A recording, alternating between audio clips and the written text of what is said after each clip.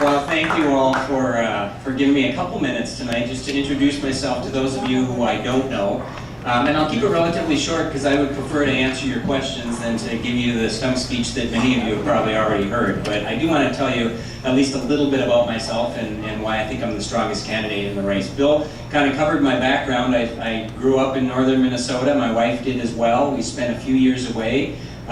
We've lived in Plymouth for about 20 years now. We got two boys. Thor is in high school and Rolf is in middle school, and I have spent most of my life in the private sector, but also served for 6 years in the House. In the last 5 years, I've been the often lonely conservative in the heart of the left-wing beast on the Hennepin County Board, which has been a great challenge. And I am seeking the Republican endorsement for governor, and I will abide by the Republican endorsement for governor because I think it ought to matter. And I know everyone in the room isn't going to agree on that.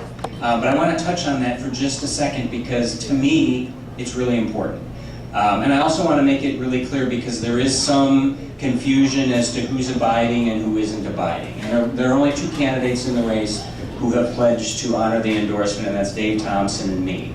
And everybody else has either said they haven't decided yet or they just simply won't. And to me, it matters because I think it is a system that has served us relatively well. You can always find examples where people can argue we didn't pick the best candidate, but you can find just as many examples in primary states of that. So I think it's a good system and it allows us to vet our candidates up really close. Whereas in a primary, it becomes much more about who's got the most money.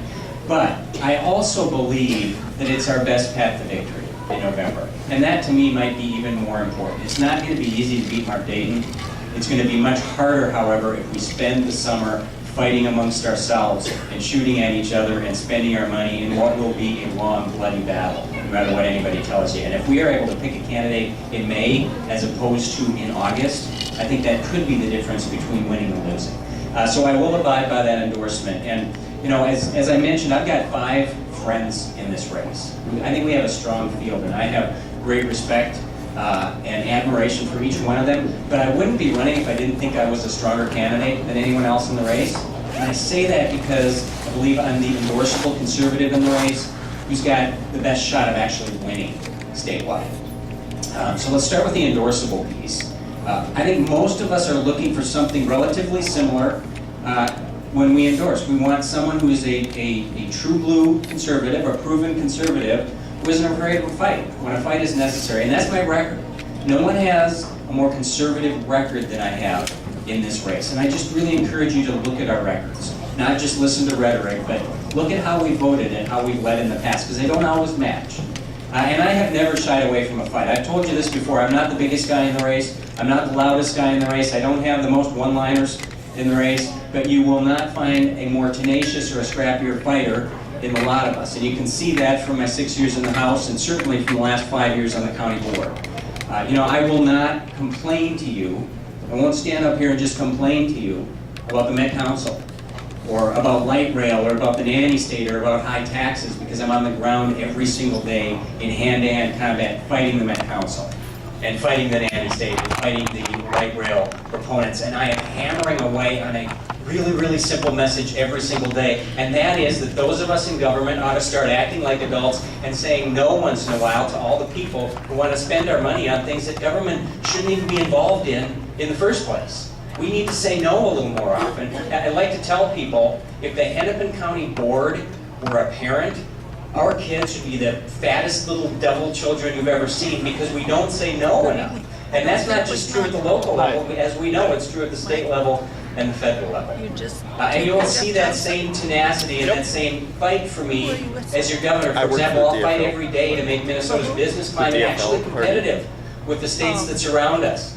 And I will take head-on the education establishment and the teachers union on issues of education reform, school choice, parental empowerment, and the shameful achievement gap we have in this state. And we will pull out by the roots programs like Common Core and that so-called anti-bullying bill that practice social engineering on our kids. It's despicable and it needs to stop. And I'll make this one more promise to you. I will promise to you that I will not be fighting to slow down the growth of government. We have been doing that for too long as Republicans. I will be fighting to not slow down the growth of government, but to actually shrink the size, scope, and power of government in every way possible.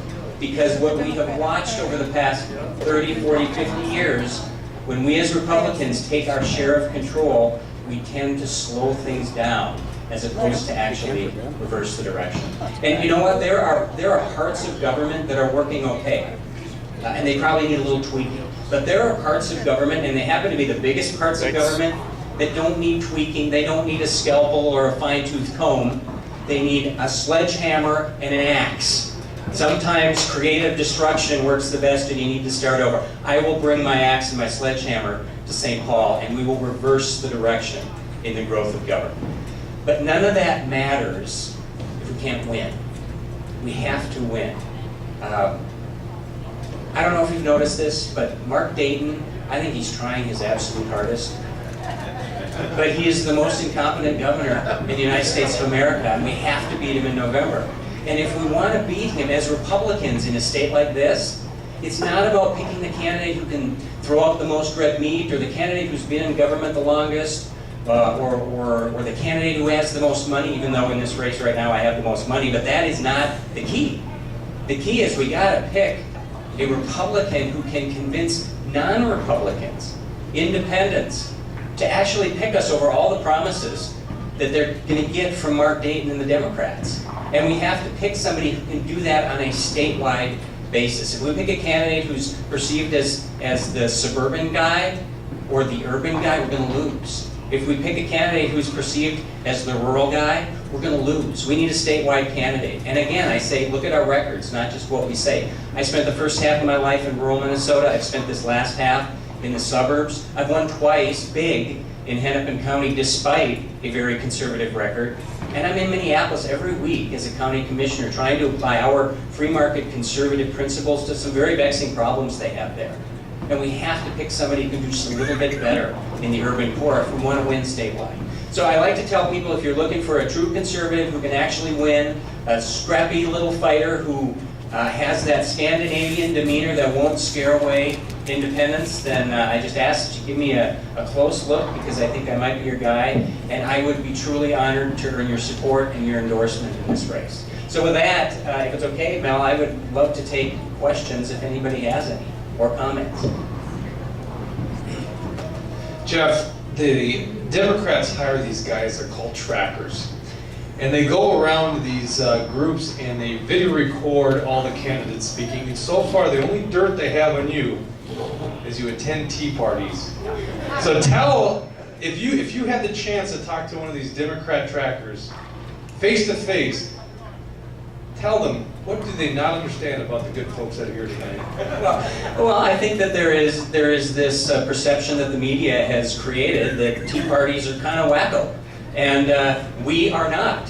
And I say we. And I proudly say we. And what Jake is referring to when we each announced, 6 of us are in the race, and for each of us, or 5 of the 6 of us, Alliance for Better Minnesota, ABM, which is the liberal group that Mark Dayton's ex-wife funds, and their entire job is to attack Republicans, kind of slime on Republicans. So they were ready when each one of us announced with a little web video about how terrible we really are. And some of them were pretty hard-hitting. Mine was that the only thing they come up with was Jeff Johnson supported Newt Gingrich for president, and Newt Gingrich cheated on his wife, and therefore you can't vote for Jeff Johnson. And so we pushed back, which, by the way, we don't do enough as Republicans. You don't need to be nasty and obnoxious about it. We got to push back harder sometimes. And we pushed back and said, seriously, is that the best you got? So they decided to send out an email from Emily, just a made-up person, to all their supporters. And Emily said, Jeff Johnson pretends to be the nice guy in the race, but he's really an extremist because he's pro-life, he supports traditional marriage, and he attends Tea Party meetings. So that's as good as they've gotten so far. And actually what they said was he once attended a Tea Party meeting, and our response to that was, you got it wrong. I've attended a whole bunch of Tea Party meetings, and that's actually positive because I actually believe the Tea Party is going to be key to us winning in 2014, just like we were in 2010. That is going to be key in 2014. So I'm always proud to be here, and I will never shy away from that. Other questions or comments? Yeah. Right. Did you know they just started a gag order in the Senate and the House, and they're pushing it through it on a vote, so groups can't say anything before the election?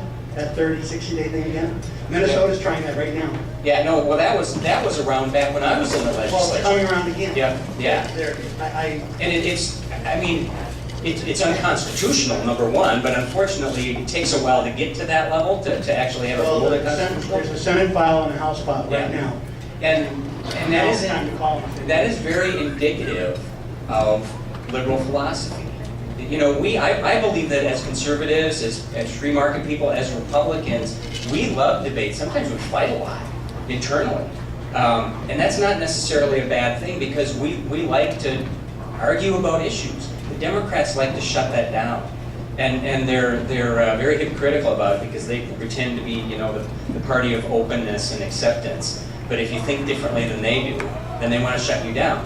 And they obviously want to shut down any debate before an election by creating a 30, 60, 90-day gag order, which is, you know, it's about as un-American as you can possibly get. But that threat is always there. Thanks for bringing that up.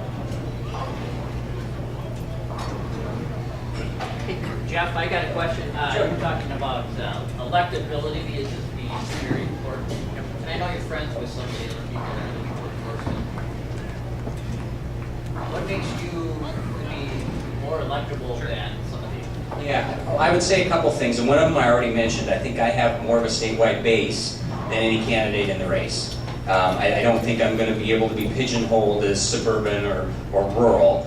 And I think that is going to matter. I think that will make a difference. I also think that I have a record in Hennepin County of actually pulling in a lot of independent voters. Or, you know, there's a lot of voters in western Hennepin County. We used to rely on western Hennepin County to put us over the top in statewide races. For many, many decades, we relied upon them. And for whatever reason, the last two cycles, these former Republicans have abandoned us as a party. They voted for Tom Horner in droves over Emmer, and they voted for Klobuchar over Bills.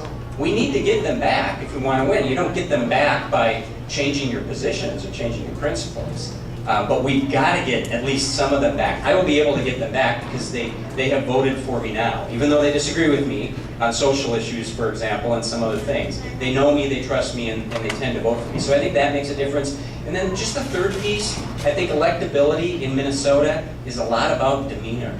People, whether we like to admit it or not, a lot of people like to vote for the candidate they like the best. As long as they don't just vehemently disagree with you on something, a lot of Minnesotans will vote with their heart rather than with their head. And we are really good as Republicans at talking to people's heads because we're right on the issues and we think through things much better.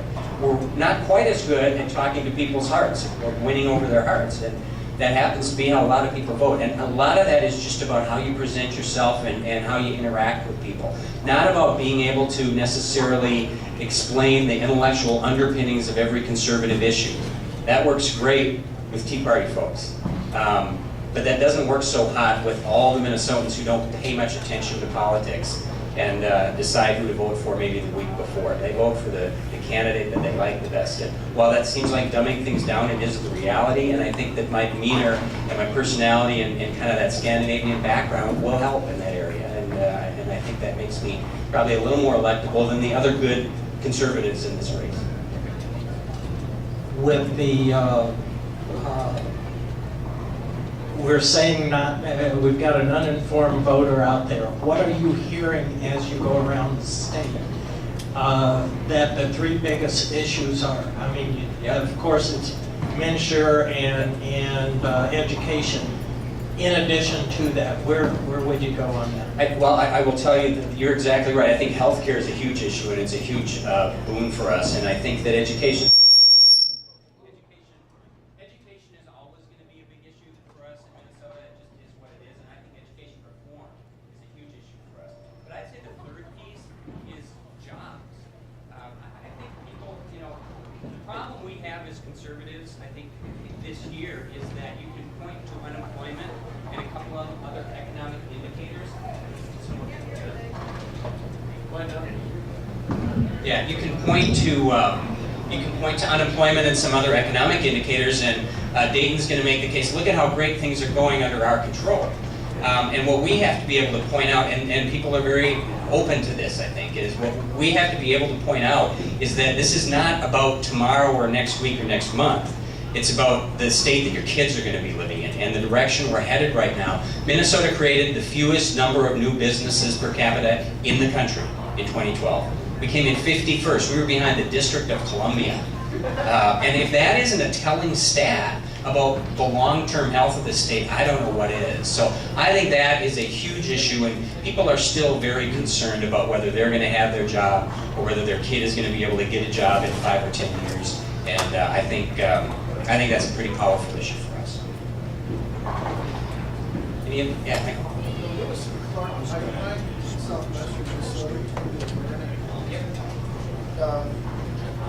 It was just in the paper, but I'm from down there, I know about it.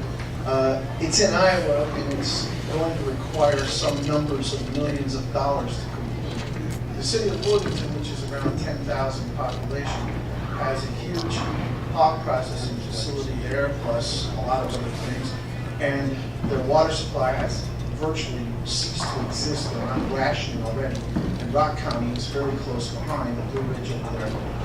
What do you know, or do you have a plan, or is there a legitimate plan that doesn't cost all of us in the metro the money to give to the farmers? Not that they haven't had all their money taken from them to give to the light rail, but... Yeah, I don't have a specific plan for that because I'm just starting to learn it myself, and I read the same story in the paper today. But here's what I would say about it. I mean, this is an area of the state that is in a terrible position with respect to water, and they've got a disaster that is about to happen soon. To me, when you look at a bonding bill, that, at least partial funding of that, kind of fits the needs of a bonding bill, much more so than drains and civic centers and some of the other things that Mark Dayton, and trails that Mark Dayton has, those things that are nice and cool and some people really want, as opposed to the sorts of things that help the state actually survive.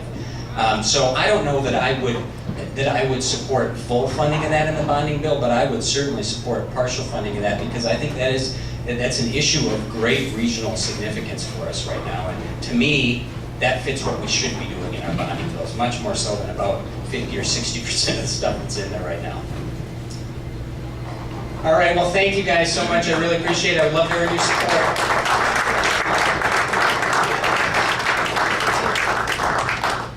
Okay, thanks a lot, Jeff.